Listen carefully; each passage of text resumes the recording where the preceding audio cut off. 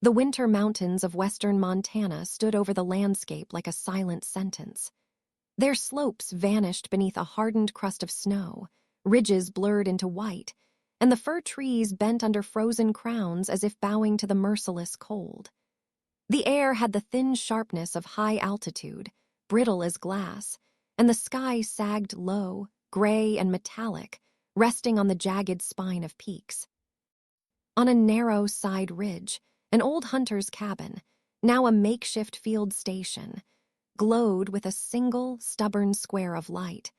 From above it would have resembled an ember pressed into a sheet of ice. For Maya, that ember had become the last place where her presence did not need to justify itself. Before the mountains, there had been offices filled with conditioned air and polished language, where wildlife was discussed like market variables and ethics like an outdated accessory. She had stood before executives holding photographs of collared cougars dumped in a ravine, casualties dismissed as operational necessity. There had been inquiries and silences, pressure disguised as diplomacy, and the quiet realization that staying meant becoming complicit. The reassignment to a remote predator study had been framed as her choice. In truth, it was her escape. Winter routines had settled into her muscles. Days passed in trudging through snowdrifts to check camera traps, monitoring footage, cataloging the movements of solitary cats. Nights belonged to the cabin, to the hum of the generator, to the small oasis of heat that kept the frost from crawling across the floorboards. In the dim glow of her lamp, she often watched grainy frames of cougars dissolving into trees. Sleek, precise, indifferent to anything but the cold and their own purpose. In their silent motion, she recognized something essential: creatures shaped by environments that had no patience for weakness. On this night, the storm tightened around the ridge with a force that made the walls tremble. Snow lashed the windows in dense sheets. Wind clawed along the siding in restless spirals. The cabin's heater pushed back with a low, steady growl, filling the space with warmth touched by the scents of metal, pine, coffee, and damp wool. She was shutting down her equipment when a sound rose beneath the storm's chorus. It came thin at first, almost erased by the wind, but carried a rasping texture that did not belong to shifting ice or settling timber. A brief scrape on wood, then another, then a longer, more deliberate drag. Her pulse tightened. The cabin sat miles from any road, on a slope few hikers dared in summer, and no one sane crossed in winter storms. A human presence now would mean instability. An animal presence would require its own calculations. She listened, weighing every instinct against memory, and the scrape returned, more precise this time, as though something outside was testing the door with a measured persistence. She approached the entrance, each step sending faint vibrations through the old frame. The rifle that had come with the property waited beside the door, a relic from some earlier inhabitant. She took it anyway, though its weight felt like a symbolic reassurance rather than a promise of safety. Cold air seeped through the seams. Her hand hovered above the latch. When the noise came again, directly beneath her palm, she lifted the bar just enough to open a thin gap. The flashlight beams sliced into the chaos, revealing swirling snow and the blurred edge of the porch. A cougar's face rose from the drifts, pale whiskers iced into stiff white needles, a frost-layered coat, eyes reflecting green-amber light. The animal's body pressed against the door seemed to anchor itself there, as if the wood were the only barrier holding back the storm's brutality. Its breathing was steady but strained. The beam slid further, catching another shape half buried near the steps. A younger cougar lay motionless except for shallow breaths. Snow around it had darkened where blood had melted and refrozen. A crude steel trap clamped around its hind leg like a rusted mouth. The metal teeth had crushed flesh and bone, leaving jagged wounds and frozen clots that shimmered like black glass. The adult shifted fractionally, blocking the wind from reaching the injured one. Its gaze returned to her, Not pleading, not aggressive, but calculated, holding a restraint she had never seen this close in a wild predator. The scene cut through her defenses with surgical precision. The trap echoed the corporate cruelty she had fled. Decisions made far from suffering, teeth sinking into lives deemed expendable. She recognized the same logic forged into this metal, the careless violence that had cost her career and nearly her belief in the work itself. Instinct warned her to close the door. Protocol insisted she keep distance. But she saw the tremor in the young cat's flank, the exhaustion etched into the older one's posture, and the knowledge that both might die just beyond her threshold. The storm would finish what the trap had begun. The rifle suddenly felt irrelevant. She set it aside, aware that even a harmless gesture could tip the fragile balance at her door. The wind thrust icy needles across the floor as she widened the opening. The warmth of the cabin spilled outward, illuminating the two bodies with an almost unnatural softness against the brutal white. The adult cougar held still, making no move toward her. Then it stepped aside, not fleeing, not attacking, but creating a narrow corridor between itself and the storm. A deliberate space. An opening. A choice offered as clearly as any spoken question. Maya felt the boundary in her chest snap. She had once leaked photographs because looking away had been intolerable. Here, in this cold silence, the same truth rose again with quiet certainty. To retreat into safety was another kind of cruelty. To act was to cross a line she would never uncross. She pulled the door wider. The storm surged in, swirling snow across the boards. The injured cougar remained still, unconscious or simply beyond resistance. Its breath fogged faintly into the air, each rise of its ribs shallow and strained.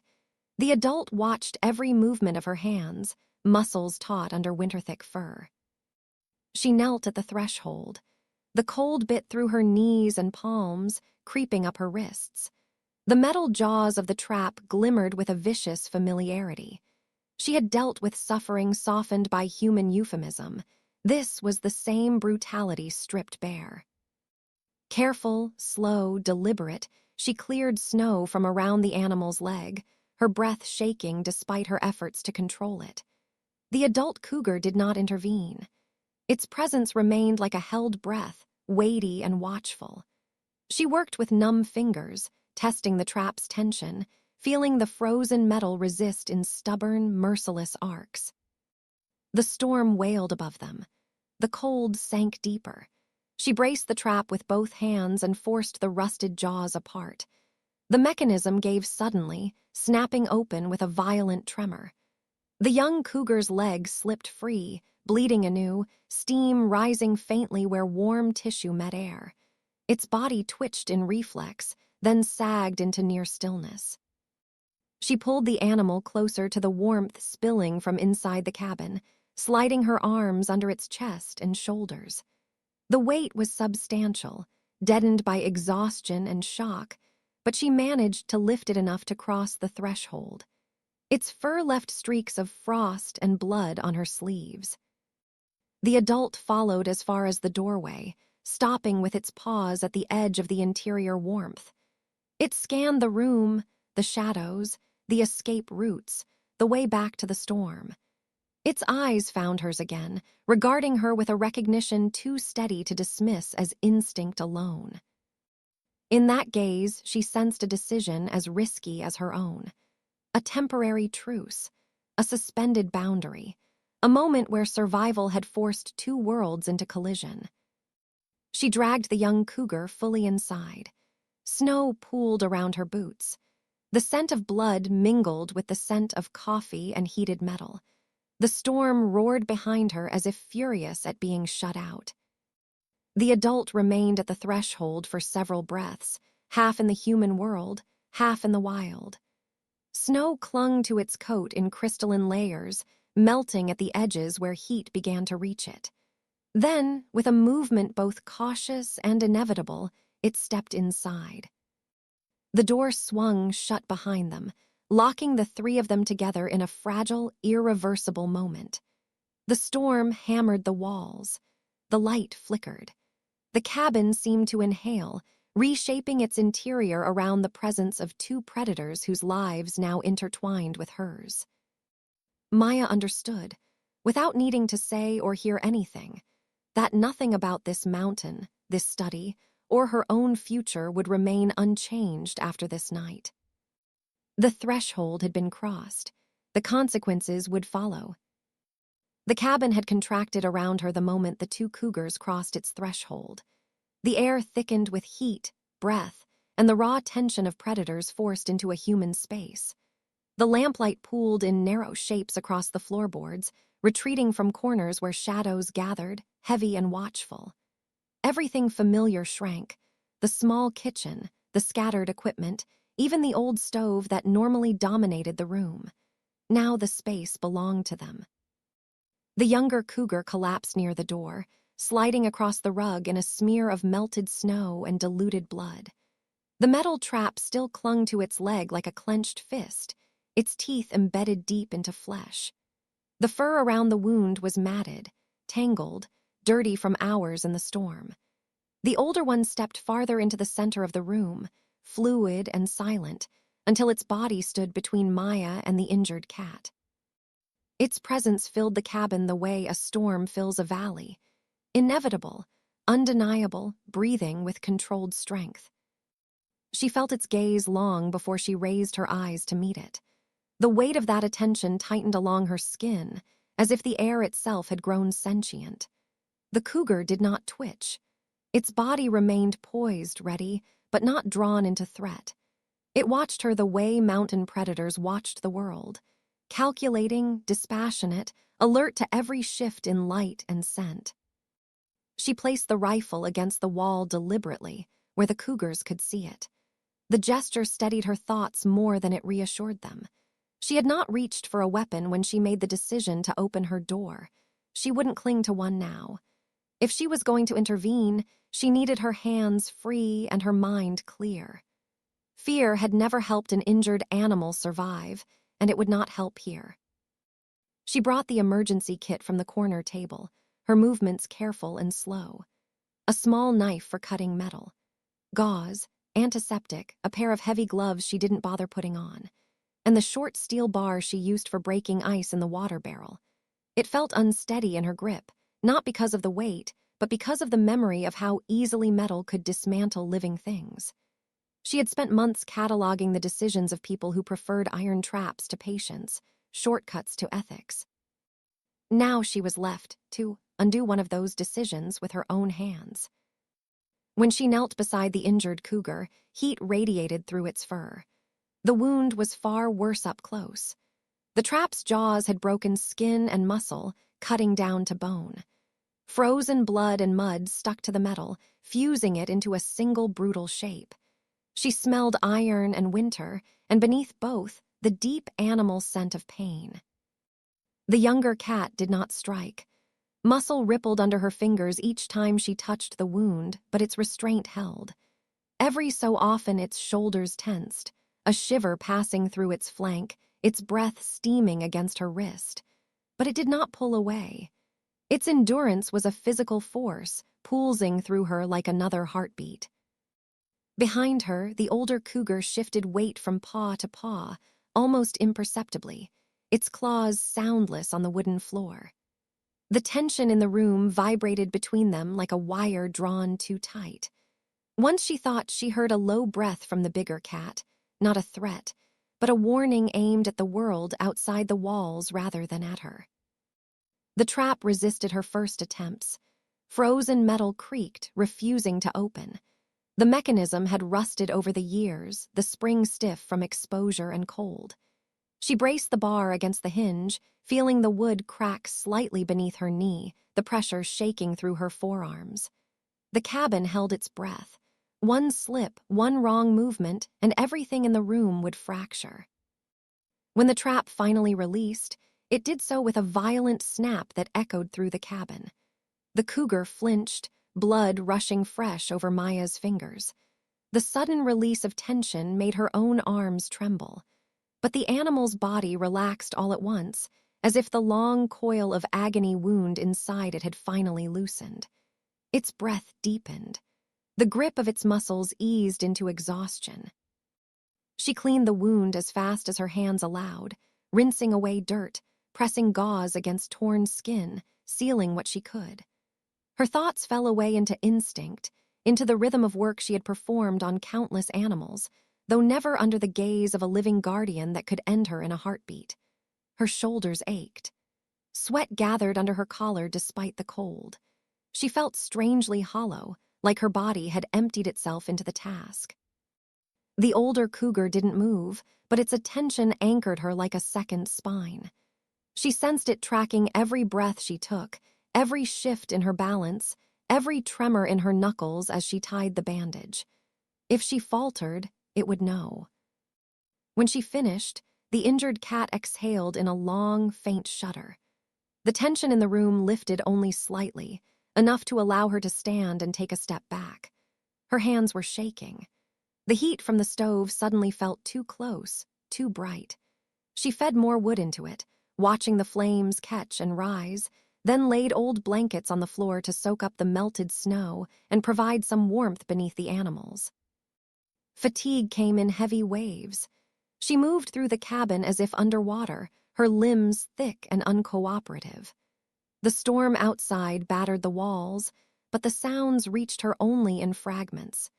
She kept checking the injured cougar's breathing, watching the rise and fall of its ribcage, adjusting the blankets when it shifted. At some point, she must have drifted into sleep. It was unplanned, abrupt, pulled from her like a final resource she could no longer protect. The last thing she remembered was the flicker of firelight reflecting off the older cat's eyes, two pale embers watching her from the shadow between stove and door. There had been no accusation in that gaze, no gratitude either, only a depth she could not interpret. Morning arrived as a muted pale wash through the frost-coated window. The storm had lessened, leaving the world outside blank and breathless. Her joints protested as she pushed herself upright, her clothes creased and cold from the night. She felt the residue of tension in her shoulders, the heaviness of dried sweat along her spine. Then she noticed the air. The scent inside the cabin had changed. Not only the smell of blood or wet fur, but something sharper, wilder, edged with resin and soil, as if the mountains themselves had seeped inside while she slept. The bandage on the younger cougar lay torn beside it, shredded cleanly. She moved closer and froze. The wound, the one she had worked on for nearly an hour, had sealed over with an impossible quickness. The flesh was no longer raw or open. Instead, a pale, taut scar curved across the leg, pink at the edges, already knitting into new skin. It looked like a week had passed, not a handful of hours. The young cat sprawled near the stove, curled around the once-injured limb. Its breathing was even. Its eyes were closed. The older cougar lay protectively beside it, their bodies touching in a line of shared heat. Both looked as though the night had barely touched them. For a moment, Maya felt the world shift under her. The mountain stillness outside seemed sharper, the light colder, as if something in the air had tilted. She had seen fast healing in animals before, clean wounds, minor cuts, but nothing like this. The logic she trusted, the medical certainty she carried, found no foothold here. She touched the healed leg lightly, feeling the warmth rising from it, the smoothness of new growth. By late afternoon, the sky cleared enough for sunlight to spill across the snow. The cougars stirred with the shift in temperature. The younger one rose first, limping only slightly as it tested its weight. The limb held. Its body vibrated with caution but not pain. The older cougar rose next, shook frost from its coat, and padded toward the door. It stopped there, glancing back at Maya. The moment balanced like the edge of a blade. The cougar didn't demand or challenge. It simply waited, projecting a patience that unnerved her more than aggression ever would. She understood. She reached for the door and opened it. Cold air swept in, crisp and sharp, carrying the scent of distant pines and freshly fallen snow. The two cougars stepped outside, their bodies merging with the pale morning. Snow swallowed their tracks almost instantly. The older one turned once more, looking into the cabin with an unreadable calm, then followed the younger into the forest. Within seconds, both shapes dissolved into the blank terrain, as if claimed by the wilderness itself. The cabin stood empty again, but not in the way it had before. The silence felt stretched, altered, filled with something invisible and electric.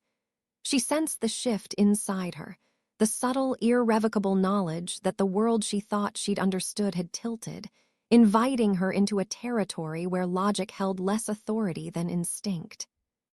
Night would come again, and when it did, she knew the boundaries she relied on would not be the same. The town sat in the valley like an afterthought left behind by some older, more ambitious project. From the highway, it appeared as a brief widening of asphalt and light, a place drivers passed through without changing speed. One broad main street carried everything that counted as life here.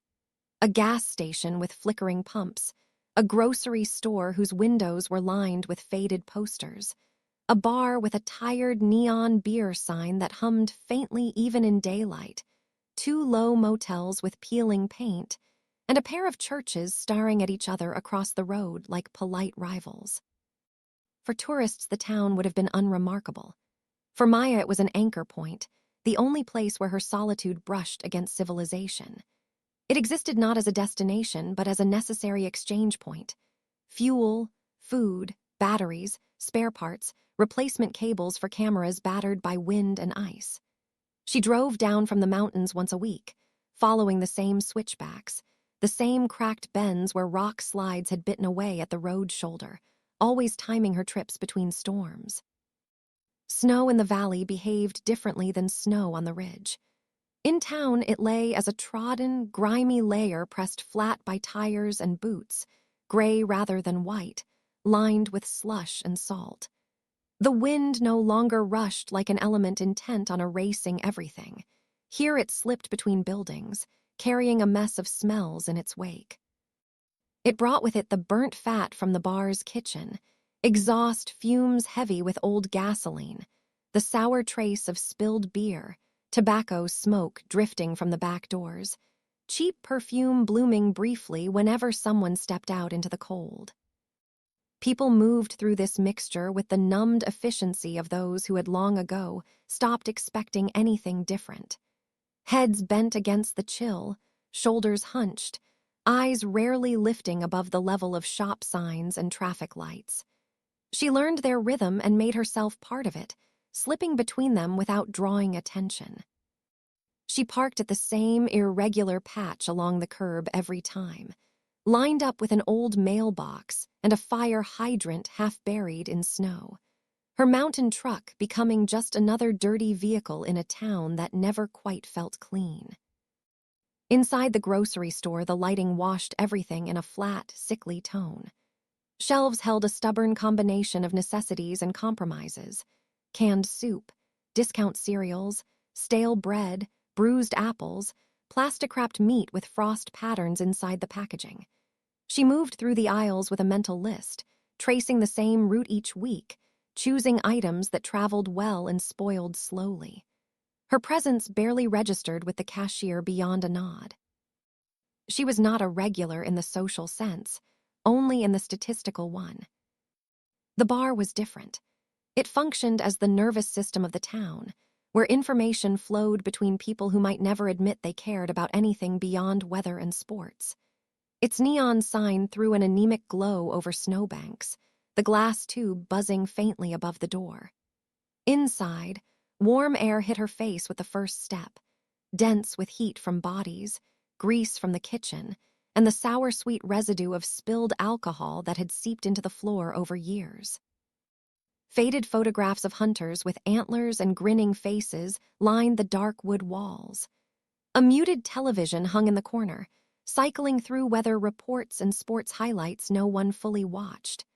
The bar counter itself was scarred and shiny from decades of use, the edge smoothed by elbows and hands.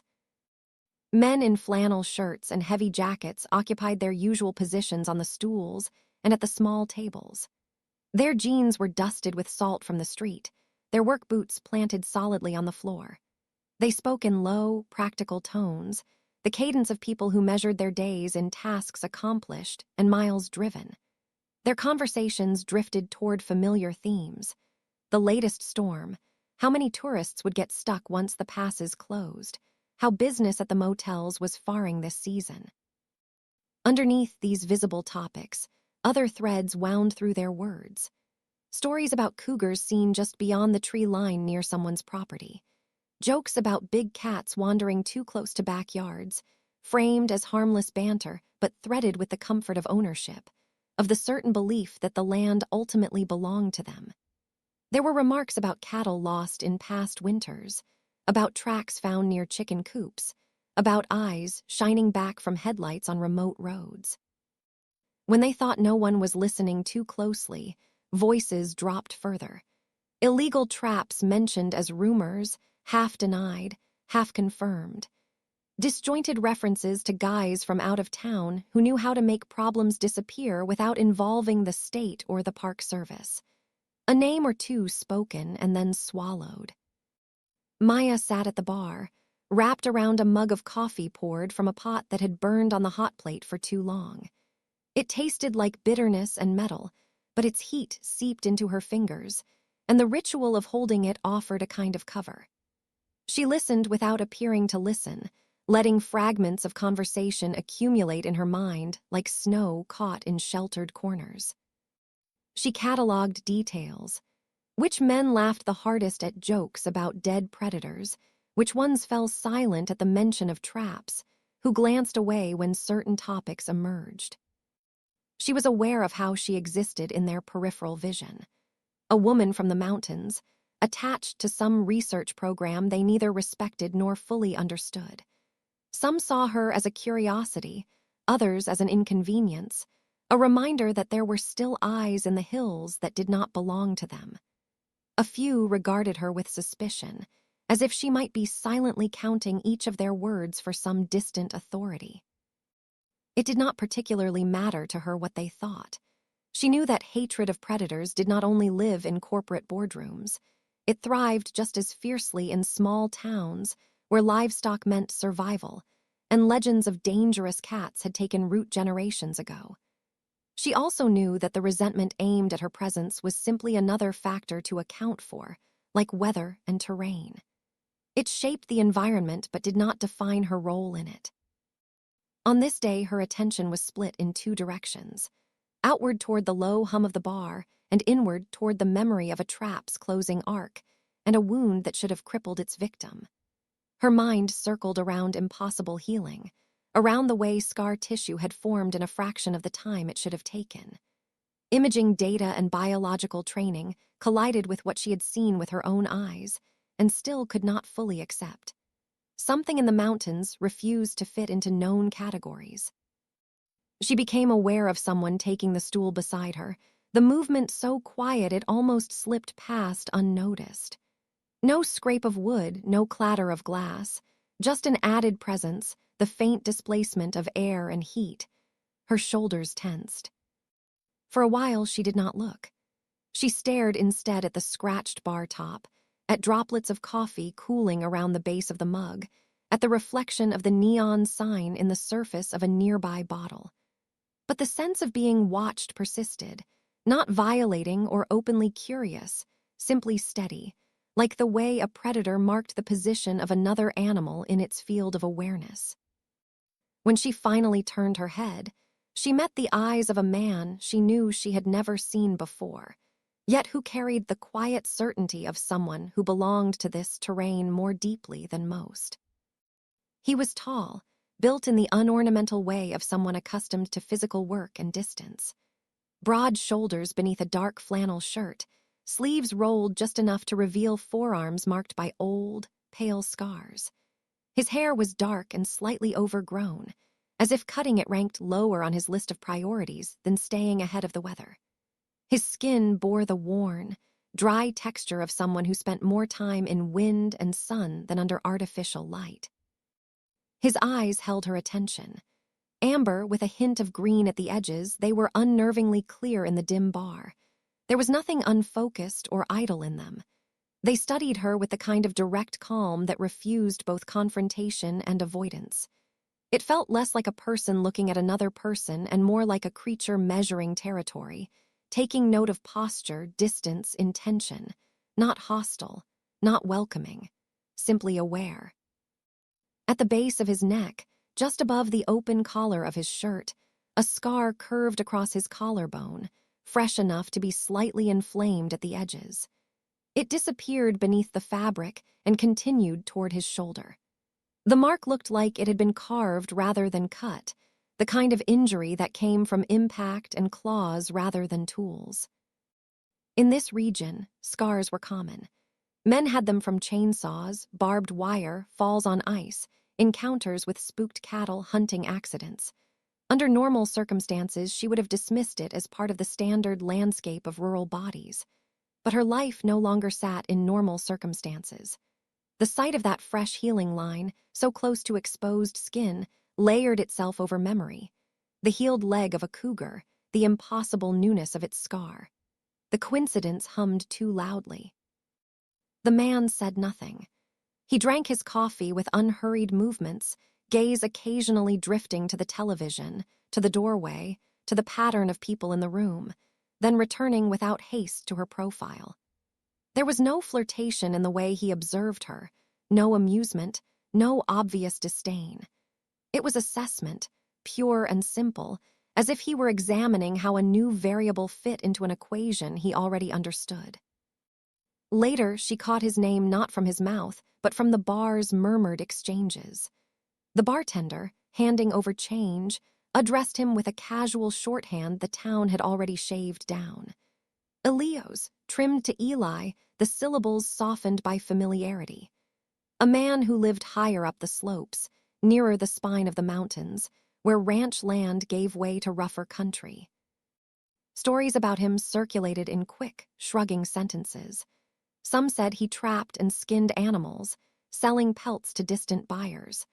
Others claimed he occasionally guided rangers through dangerous stretches, his knowledge of the land too useful to ignore. A few believed he simply could not tolerate people for very long and had chosen the upper elevations as his only workable compromise. None of them seemed entirely sure. He floated at the edge of town mythology, too real to be a ghost, too absent to be a regular. On the drive back into the mountains, tracks on the road blurred under the weight of fresh, wind-blown snow. Her tires slipped more than once, catching and releasing in the slush at the edges. Fatigue pressed against her shoulder blades, but her mind remained unsettled. It turned over the possible connections between an illegal trap, a healed wound, and a man with predator eyes and a new scar across his bone.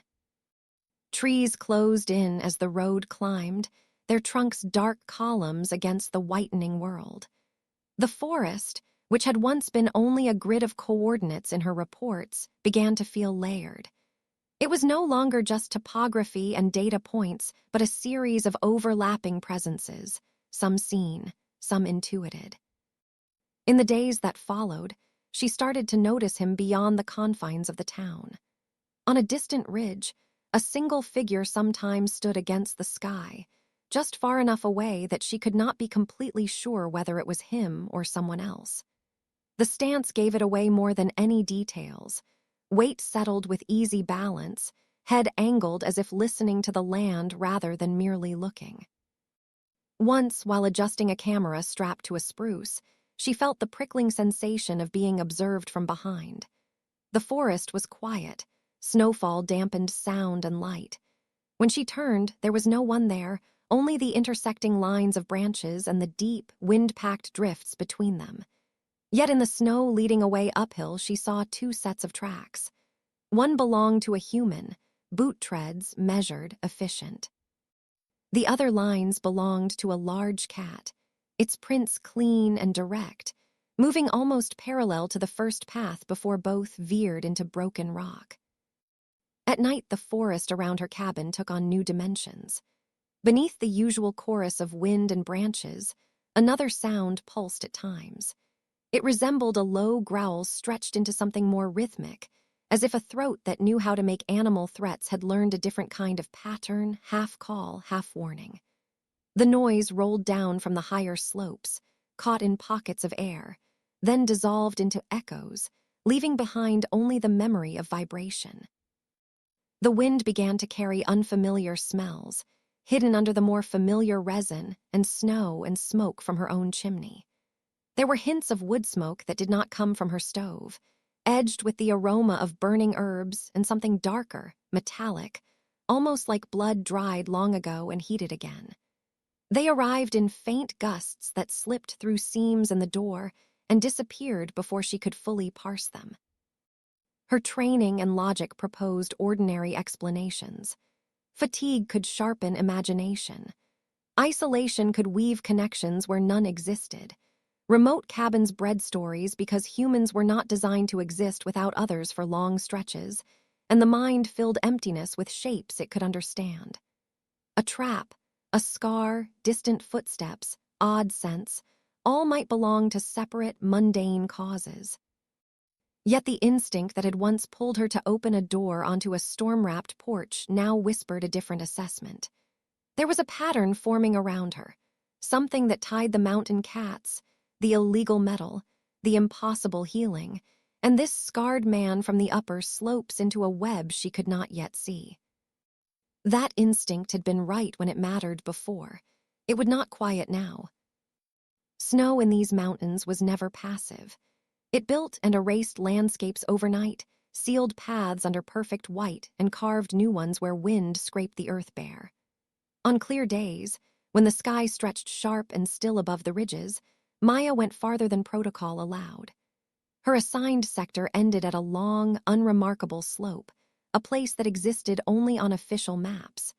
Beyond it lay terrain she wasn't supposed to touch, so naturally she crossed it. She moved through the forest with the practiced economy of someone who had memorized every fold of the land.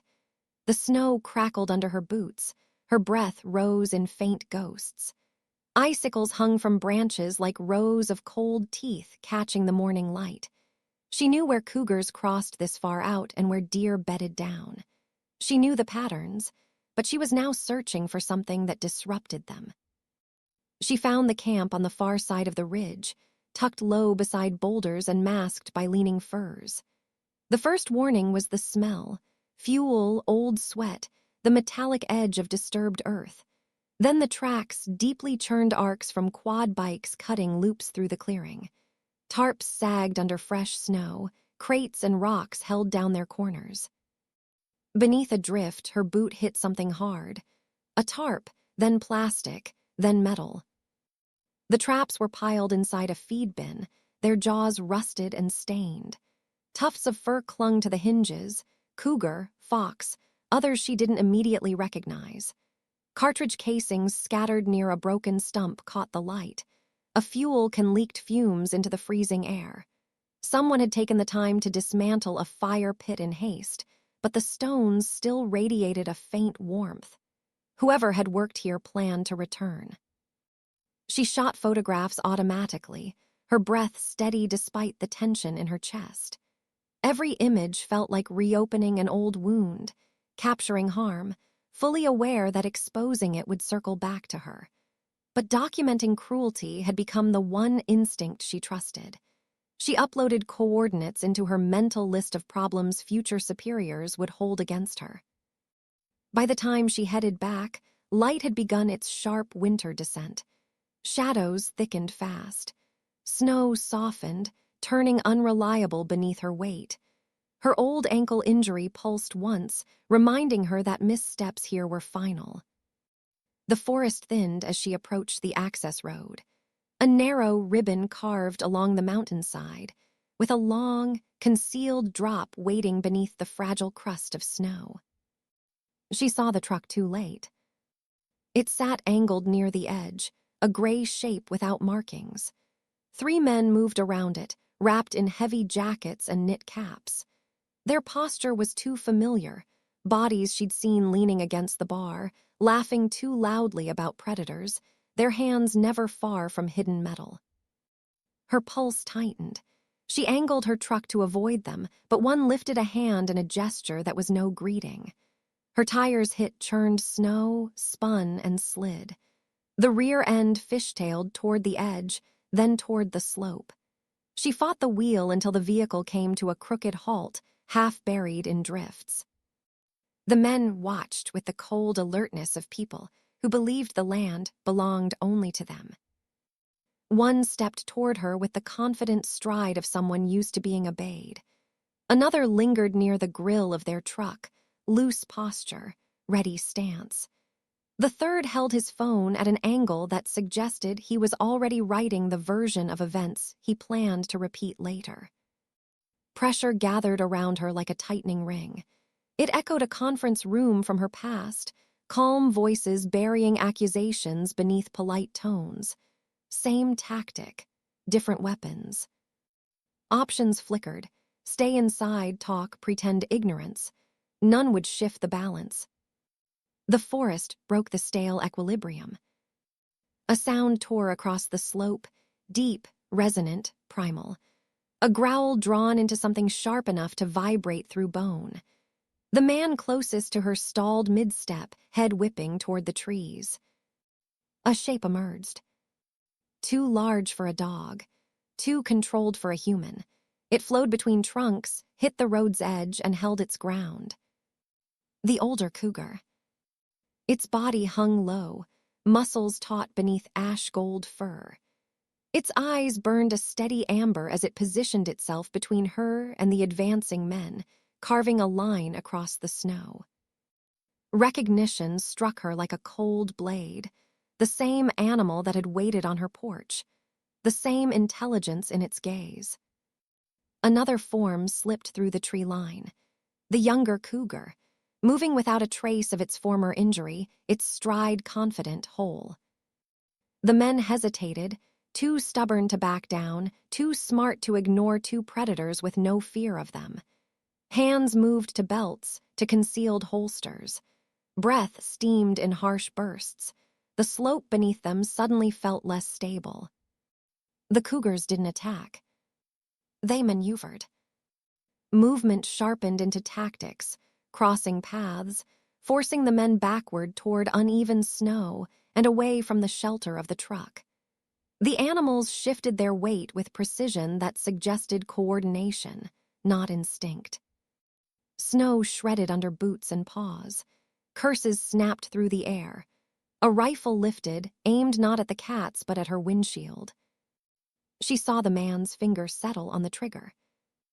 The world slammed sideways. Something hit her truck from behind, hard, deliberate, from the side facing the hidden drop. The crust of snow collapsed beneath the tires. Her vehicle lurched, slid, and surrendered to gravity. The descent was a chaos of metal and weightlessness. Branches blurred. Glass fractured. Sky and snow traded places in violent spirals.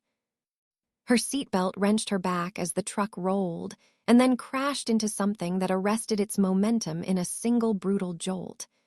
Pain stitched through her ribs, shoulder, skull. Then the world folded into dark silence. She resurfaced through scent before sight. Warmth. Fur. Damp stone. A faint thread of smoke. Light filtered down from a narrow opening high above, painting the ceiling of a cave in weak, shifting gradients. She lay on layered hides, their warmth radiating into her bruised spine. Pain pulsed at her ribs and hip, but nothing felt broken. Shadows hovered at the edge of the dim pool of light.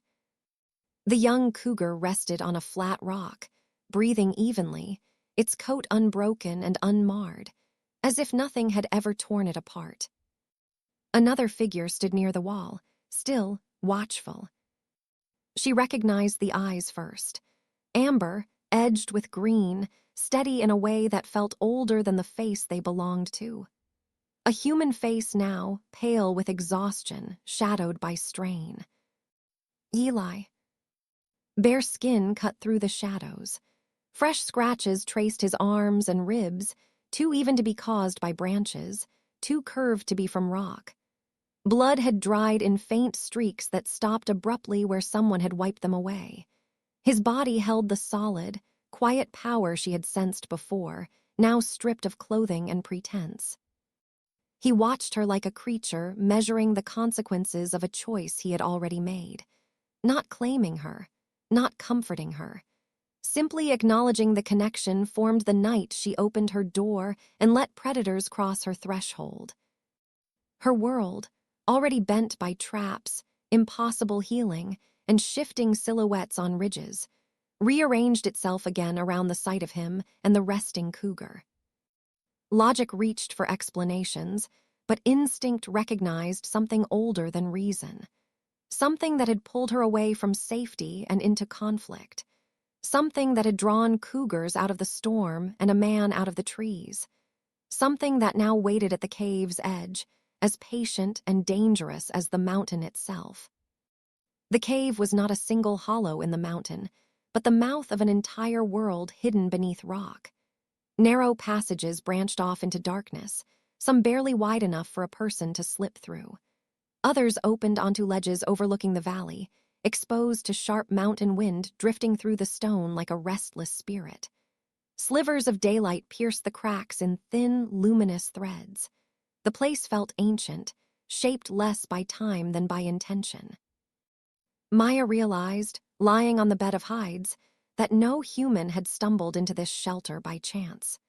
The place was arranged for beings who moved differently than ordinary people, who navigated both open space and tight crevices with equal ease. The air carried a subtle tension, the mix of animals that were not simply animals and people who were not fully people. Eli moved through this space like someone who belonged to two landscapes at once. His presence among the shifting bodies, silent athletic shapes that passed in and out of view, made it impossible for her to fall back on old interpretations.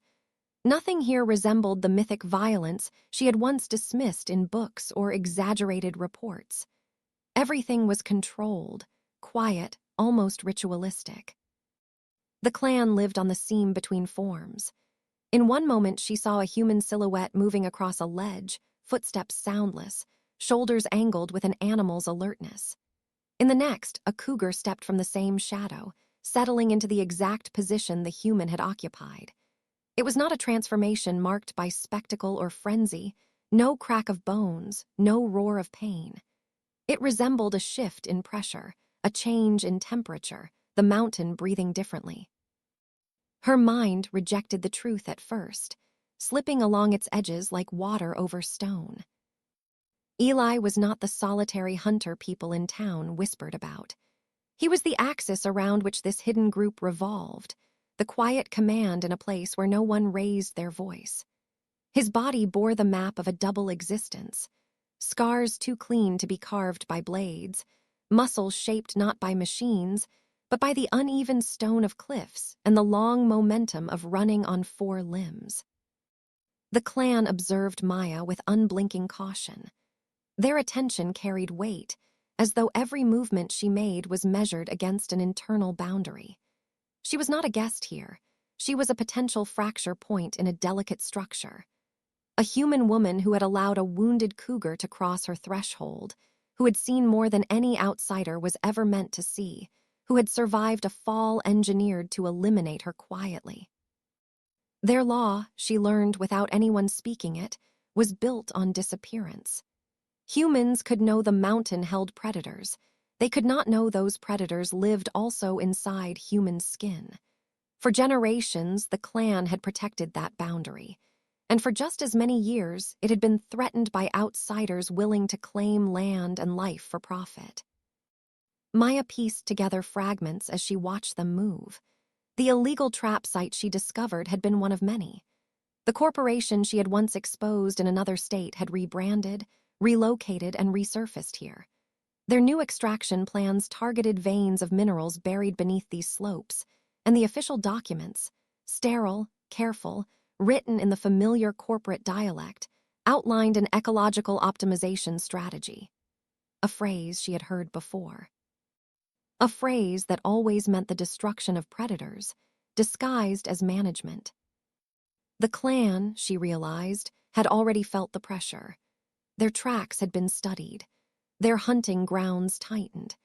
Their attempts to sabotage traps had escalated into violence.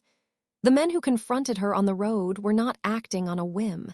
They were part of a supply chain of intimidation meant to clear the mountains of anything inconvenient. The cave carried the quiet rhythm of preparation. She saw it in the way the Cougars shifted their routes at dusk, in the clusters of humans who traced paths across maps drawn on stone, in the way certain members sharpened tools whose purpose was not hunting but survival. They were used to dealing with threats, but the presence of a camp so close to their core territory signaled that their old methods were no longer enough.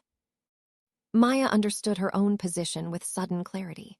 She stood at the collision point of two conflicts, her long-standing battle with corporate indifference and the clan's ancient fight to exist between two worlds. When she had exposed the wildlife violations years ago, her anger had been isolated, almost abstract. Here it gained mass, form, breath. These beings lived on land the world wanted to exploit, and they could not reveal themselves without condemning everything they were.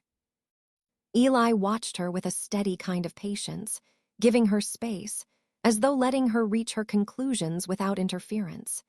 His silence felt like a question she wasn't ready to answer. She sensed the choice forming long before he stepped closer, a path that would take her back to the ordinary world, or one that would bind her to mountains and shadows. She imagined returning to town, filing a resignation, driving away with her research gear packed neatly in boxes, ending her story as a specialist who had simply burned out. She imagined the hollow echo of motel hallways, the bland air of another state's ecology office, the knowledge that the mountains behind her were being carved open by people who had nearly killed her for witnessing too much. The alternative carried no structure, no safety net, no official position. Staying meant aligning herself with a clan that existed outside any legal map, whose customs she barely understood, whose survival hinged on secrecy. It meant letting the mountains draw her into their deeper layers, where a life lived between forms was not a curse but a birthright. It meant accepting that what she saw in Eli, the dual tension of man and animal, was not a singular anomaly, but part of a lineage older than any fence or mining permit. She remembered sitting in a corporate office years earlier, gripping a flash drive loaded with photographs of slaughtered wildlife, while the man across from her explained that the situation was more complicated. She had refused to look away then. The consequences had followed her across states, across jobs, across mountains, until they finally converged in this hidden world beneath the stone. The cave around her breathed with quiet purpose. Light filtered through cracks like thin silver veins. The Cougars moved along ledges with the assurance of creatures who understood their land deeper than humans ever could. The humans of the clan mirrored that confidence in a different shape, belonging to the mountain as much as the predators they shadowed. When Maya rose to her feet, the stone beneath her felt less like a prison and more like a threshold. Something had already shifted inside her. The decision was waiting. The mountains, the smoke, the fur-lined bed, the presence of a man who straddled two worlds, all of it was an unspoken continuation of the moment she chose compassion over fear at her cabin door. The choice now was not about whether to believe what she saw, but whether she was willing to stand inside it. The clan watched her with the stillness of creatures who understood the gravity of instinct. The air held a quiet expectation. Maya exhaled, feeling the mountain settle around her like a second skin. The fight she thought she had escaped had simply led her here, into the shadows carved into stone, where truths moved on silent pause and decisions echoed far beyond human territory. Spring crept into the mountains without warmth, only with movement. Snow thinned in uneven patches, Ice broke into brittle ribs along the rocks, and the valley below filled with the restless roar of rivers freeing themselves. The noise traveled upward, carrying with it the return of human ambition. Survey flags multiplied across the lower slopes. Tire tracks cut new scars into thawing ground. Men with clipboards and cold eyes mapped the land with the precision of surgeons marking flesh before an incision. And soon the machines arrived, quiet at first, then in growing numbers, heavy silhouettes crawling along the service road like insects engineered to dismantle stone. Maya's house became a frontline outpost. She adjusted cameras, redirected sensors, mapped corridors of approach and escape. Her desk filled with memory cards, notes, and coordinates. She sent reports to park officials, then duplicates to journalists who still dared to open her emails. The mountains had always demanded her attention, but now they demanded a strategy. Eli visited often.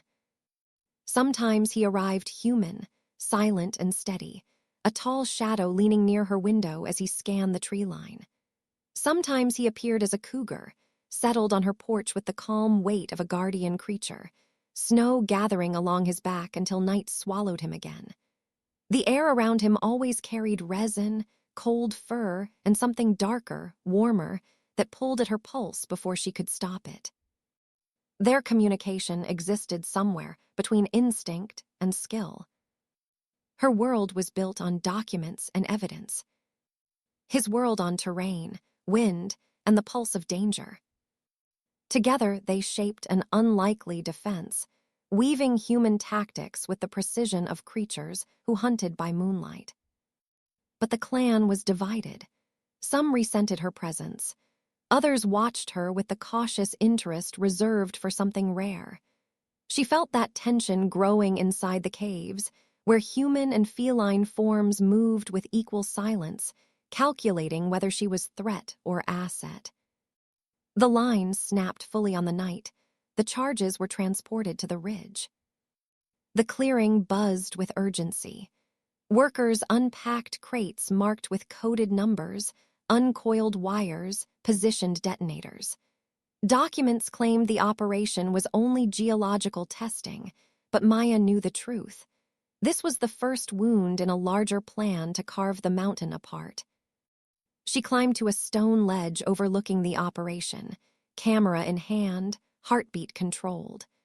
Below, the young cougar stepped into view, her silhouette framed in the floodlights. The workers swore and turned, lulled into distraction exactly where the clan wanted them. Then the forest stirred. Shapes spilled out, people and cougars moving with a unified, wordless rhythm. They cut across the clearing in coordinated arcs, sabotaging equipment with an efficiency that felt almost military. Maya filmed everything with clinical precision, even as tension coiled through her body. She sensed the danger before she saw it. A worker had circled above the clearing, sweeping the upper slopes with his flashlight. The beam caught her silhouette, lingering just long enough for certainty. His gun lifted. The shot cracked against the rock, shaking the ledge under her boots. The ground fractured. Snow slid. Stone groaned. The ledge gave way beneath her. But she didn't fall. Arms closed around her with sudden, brutal speed, dragging her from the collapsing edge. Heat pressed against her back, breath ghosted the side of her neck, and she felt the wild tremor of a heart beating far too fast to be purely human. Eli braced them both against the stone, muscles locked against the pull of gravity. The world below blurred, but she felt him clearly. The strength that lifted her, the tension vibrating under his skin, the unspoken claim threaded through his hold. The moment stretched, quiet and violent, as if the mountain itself paused to acknowledge what lived between them. In the clearing, the clan surged. Cougars tore through wiring, scattering detonators into the snow. Human members of the clan dragged crates into darkness, smashing key components. Workers fled toward their vehicles in panic, shouting into radios that returned only static. Then the night changed. A tremor rolled under the clearing, a controlled collapse triggered by the clan's sabotage. One of the machines slipped sideways into a shallow ravine, its wheels sinking into fractured earth. A second vehicle overturned, and the remaining crates, improperly handled in the chaos, were swallowed by water from a ruptured pipe that drowned the detonators before they could ignite. Every component of the company's operation failed in under 3 minutes. By the time headlights vanished down the service road, the blast zone was nothing but broken equipment, ruined plans, and claw-marked snow. The mountain remained unscarred. The first strike in the corporate schedule had become a public disaster they could not bury. It was the kind of failure that halted entire projects. Only when the clearing fell still did Eli ease his grip. He didn't release her fully, only shifted her closer to stable rock, his hand lingering at her waist longer than necessary, his breath uneven. The transition beneath his skin flickered again, the echo of a form he had not fully let go. She felt it in the way his fingers tightened, in the heat radiating through her coat, in the unguarded proximity of a man who lived between two instincts. She didn't step back. Not immediately. His nearness was a kind of danger she didn't want to avoid, something with weight, something earned in silence and shared risk. When he finally let go, it was gradual, as if disentangling from a decision neither of them had fully made. The clan melted into the forest. The clearing disappeared into the night. The only light left was the faint glow from her cabin far above, a fragile beacon on the threshold between two realities. Her home was no longer just a house. It had become a border. On one side lay roads, offices, regulations written by people who never touched the earth they claimed to own. On the other lay caves, stone ledges, creatures who shifted faultlessly between shapes, and a man whose existence unmade the boundaries she once believed in. Eli offered her no promises, yet his presence became a constant, appearing at her porch in either form, watching the tree line until she stepped outside, leaving the impression that the space around her was no longer solely her own. She felt the connection growing between them, unspoken but undeniable, a tension that lived in shared glances, in the way he positioned himself between her and danger, in the warmth that lingered when he touched her. It wasn't tenderness. It wasn't confession. It was something older, carved by instinct but steadied by choice. She didn't try to define it. Definitions belonged to the world below. Here on the mountainside, things existed by a different logic, shaped by stone, by survival, by silent loyalty. When night settled and a distant cougar cry rolled across the ridges, low and resonant, Maya felt the sound settle inside her like a signal, a belonging, a promise made without words. Her home stood on the edge of two worlds now, and she had already chosen which way she leaned. Story written and directed for Dark Hearts Collection. Thank you for being part of this silence between storms. More stories soon.